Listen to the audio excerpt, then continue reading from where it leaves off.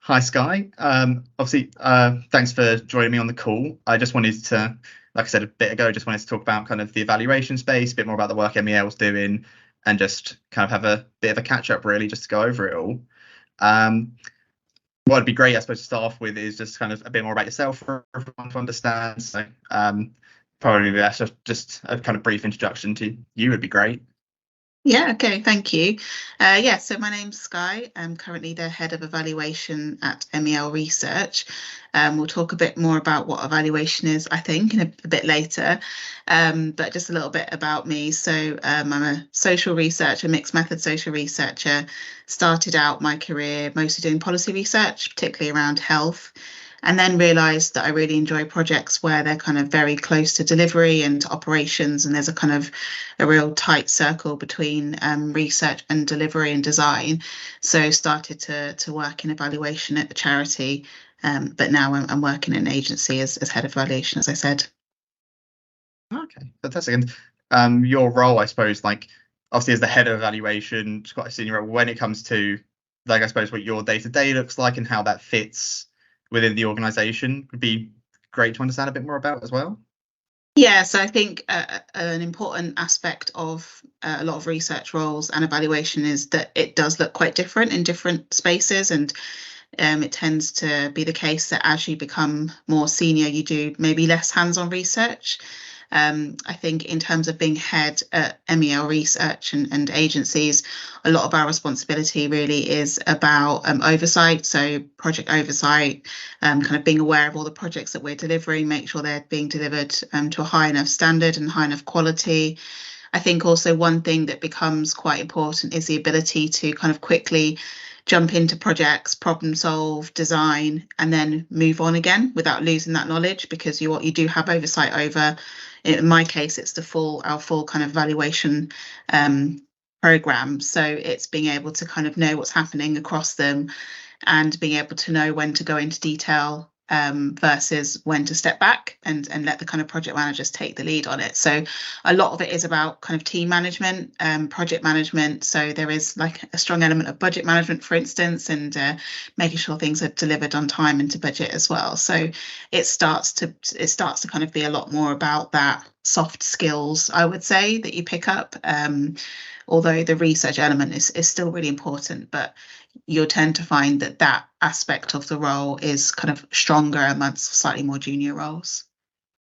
Okay, that makes a lot of sense. And I suppose you mentioned obviously you started off in a charity with it was Citizens Advice, wasn't it? You started off with originally, or kind of before MEL at least, the transfer from Citizens Advice. So when it comes to that, like how did you kind of get into this space of like evaluation? Yeah, yes, I think, well, I started off in policy, and I was at another charity there called Cancer Research UK. And I realised while I was there that I really enjoyed kind of hands-on practical research design. And so started on taking on project management roles of policy research projects. And once you kind of go into project management, monitoring and evaluation becomes a really important part of it. So that's really where I learned about it and realised that I really enjoyed it and wanted to kind of focus in on that. So that's when went back, did my master's. And when I came out of that, I went into agency firstly and did a lot of evaluations there. And then after being there for about a year, that's when I went to Citizens Advice, and I was there for 5 years in their evaluation team, starting out as a researcher, moving on to leadership role where I managed the evaluation team there. So yes, it's kind of accidentally came across it, I guess, and then realized that I really enjoyed it, which is probably quite common for evaluators. I think it's not necessarily as known as kind of other research roles. So often people do accidentally come across it and realize they really enjoy it and then kind of focus in on those types of roles later on in their career.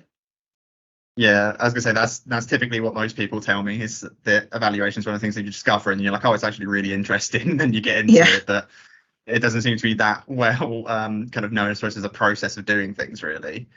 I suppose that kind of leads in really well into kind of if you can maybe describe like what evaluation really, I suppose, is, kind of how it's used, how it interacts with policy, how it affects things.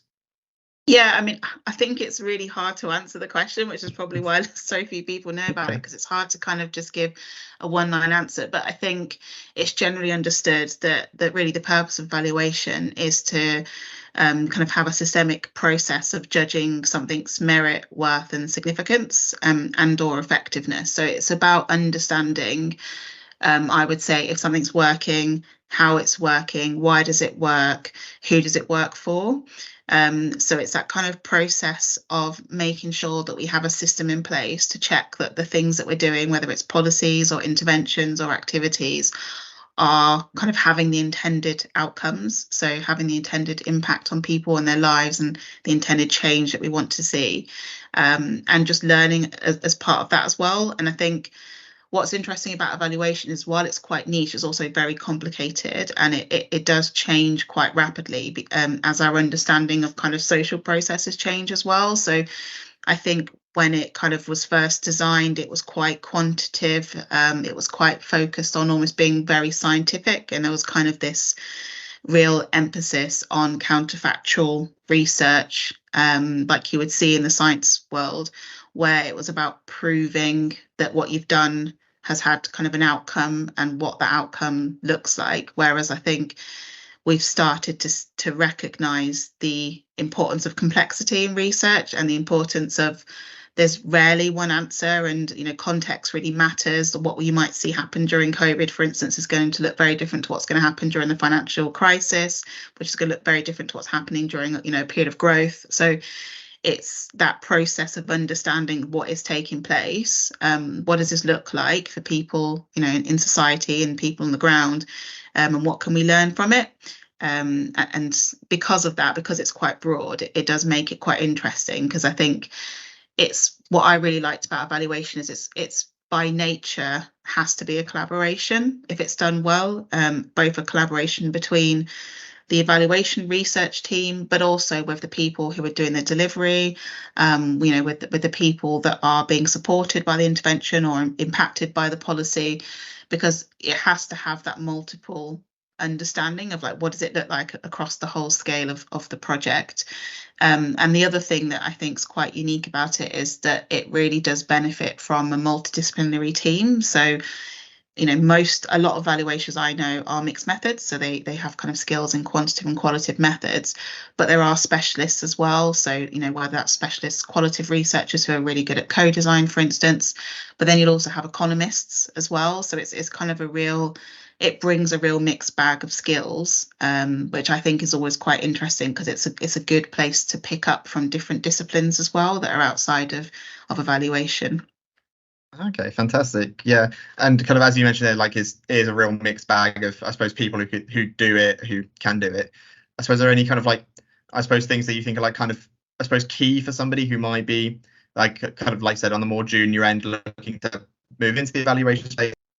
I think, I mean, it depends on what level you're coming in. I would definitely say that, from the teams that I've managed and been in, we've had a real mixture of routes in. So it's not uncommon that some of the people will come from academia. So whether that's kind of working in the academic space or coming from after doing their PhDs, and they may have kind of accidentally used some evaluation methodology sometimes, or just come across it and found it really interesting. So I think a common tendency and a common important skill is research.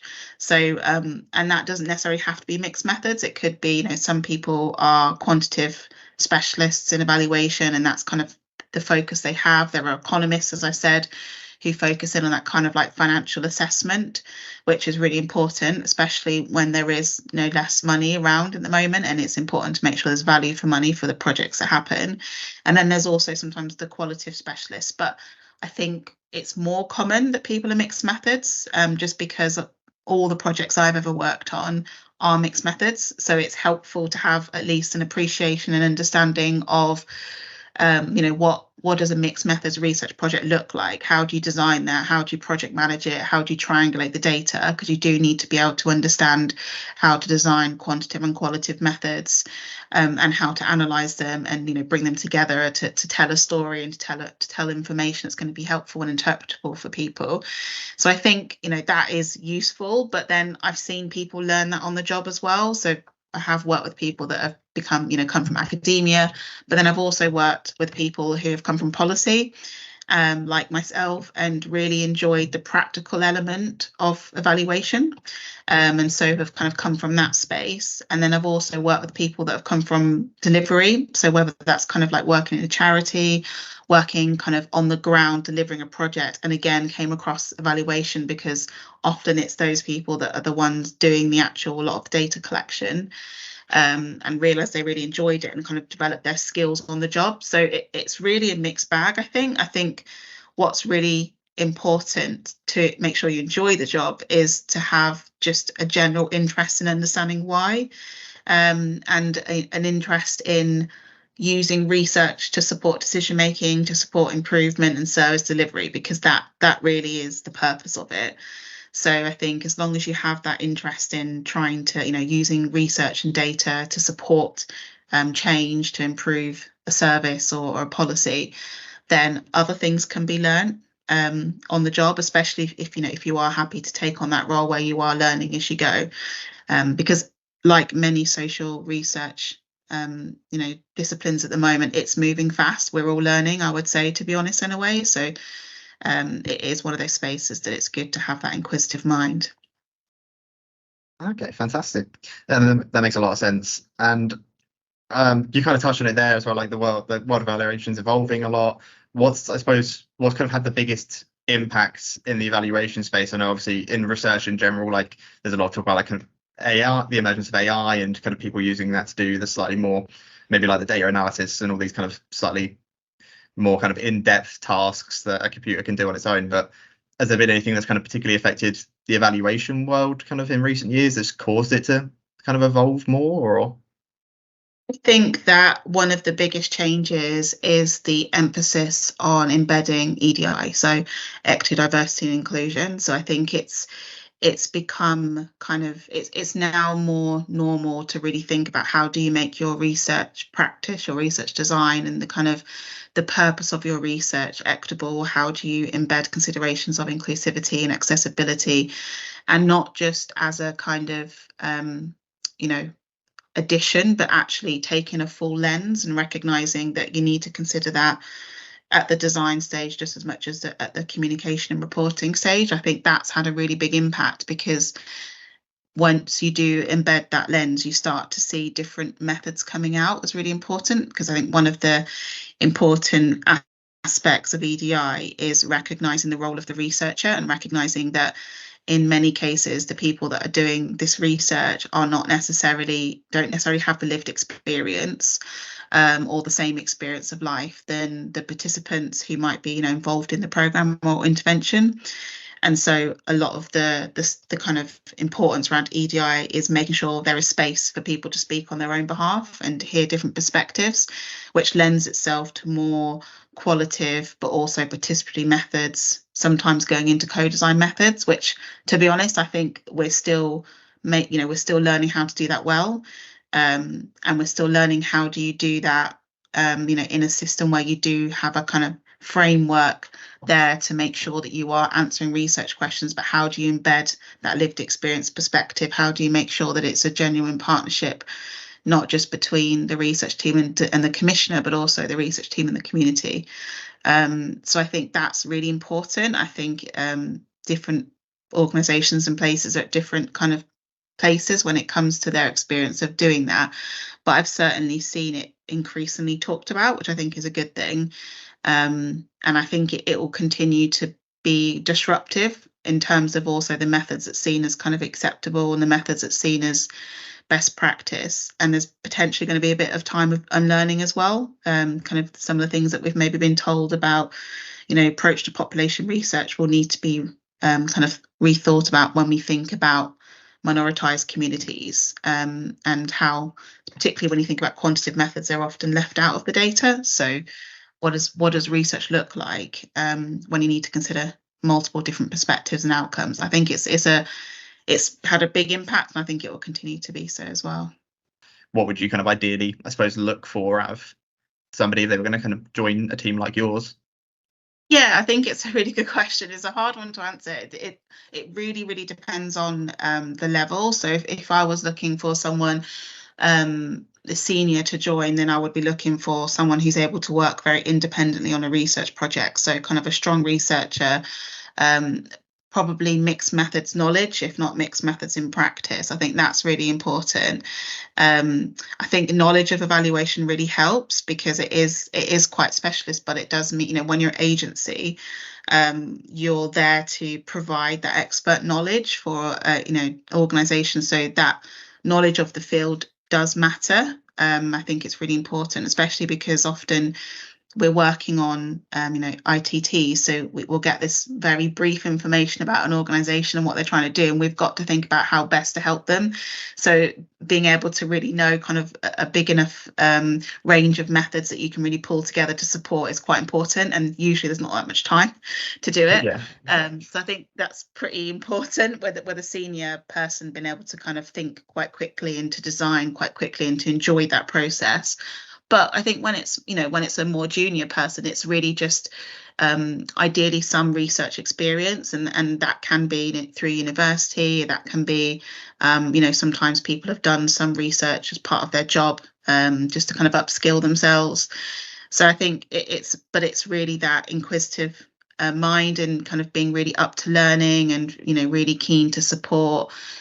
Because in the more junior roles, it tends to be kind of more of a support function. So I think it's somebody who's interested in research and interested in mixed methods, and happy to learn on the job, I guess. And we have different levels at MEL. I think that's one of the reasons that I really was interested in this role, was because they do have a genuine inclusive perspective as well. And I think that's important because they value your skills, but they also value your potential, I think. And there are lots of people that I've worked with who don't have a master's in mixed methods, but they have always been really interested in evaluation. They're amazing at their job because they've got that interest and that passion, and they're happy to learn.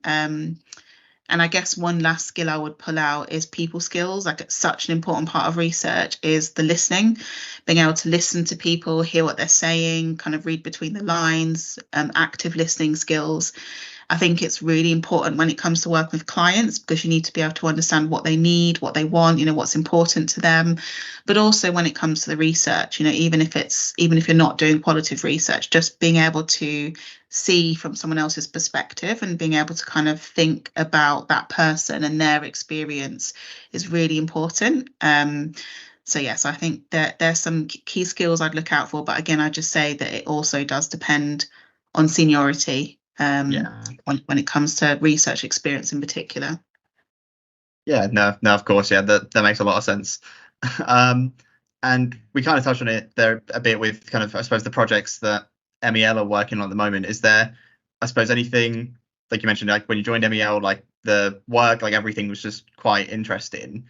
Are there any kind of particular projects that you're working on right now at MEL that you're kind of able to talk about, that like particularly interesting, or something that you're like particularly passionate about, maybe? Or yeah, I mean, I think when I looked at the role at MEL, one of the things that really struck me was the methods they use. And I think they're not afraid to use slightly out there evaluative methods, methods that are kind of really reaching on the kind of space of co-design and co-production. And I think that's really exciting. And I think they embed that in all of their projects. I mean, as a director, I overlook a lot of the projects. So it's certainly the case that my colleagues Holly and Sophie kind of will do a lot of the delivery. So I don't want to steal their thunder, to be quite honest, because I know that they do so much great hands-on work. But I think some of the projects that are quite exciting that the team's leading on, one in particular is called Connecting Muslim Mums. And it was a kind of piece of work done with Muslim mums in the community to understand their experiences of kind of like just being new mums and what that looks like for them, with the idea that would support in developing kind of a new service. And I think the reason why I really enjoyed talking about that project was because, again, that EDI consideration was embedded throughout. So it was embedded when it come to the design, that the research questions were kind of piloted and tested and really considered, thinking about people's experiences, but also thinking about kind of cultural sensitivities as well. We made sure that the researchers that went along to speak to the Muslim mums were of the same faith. So thinking about kind of levels of comfort, thinking about kind of cultural sensitivities again when it comes to delivery of the research. And again, I know that when the kind of reporting was done, again, it was a lot of consideration of how do we make sure this is really representative of the people we spoke to, and it's going to have a strong emphasis on giving them a voice. So they did a small video, for instance, where they talked about the research findings, but it was kind of spoken over by one of the researchers who did a lot of the qualitative research.